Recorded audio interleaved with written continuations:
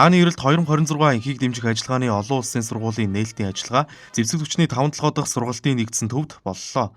Энэ жилийн сургуулийн үйл ажиллагаанд дэлхийн 18 орны 1100 гаруй цэргийн алба хаагч оролцож байна. Тус сургууль нь команд штаб, хээрийн сургуулийн болон мэргэжлийн сургалтын гэсэн үндсэн чиглэлээр зохион байгуулагдана. Мөн орчин үеийн аюулгүй байдлын орчинтой уялдуулан нисгэгчгүй нисэх төхөөрөмжийн хэрэглээтэй холбоотой сургалт, дагдалагууд тусгагджээ. Хааны эрэлт сургууль нь инх тайван аюулгүй байдлын төлөө хамтын ажиллагааг бэхжүүлэх, харилцан туршлага солилцох, энхийг дэмжих ажиллагаанд үүрэг гүйцэтгэх цэргийн алба хаагчдын үүрэг гүйцэтгэх чадвах болон дэлхийн олон орны энхийг сахиулагчдын мэдлэг, ур чадвар, дадлаг туршлагыг нэмэгдүүлдэг зэрэг олон төрлийн чухал ач холбогдолтойг батлан хамгаалах салбарын удирдлагууд үг хэлэх үеэрээ онцлсан юм а.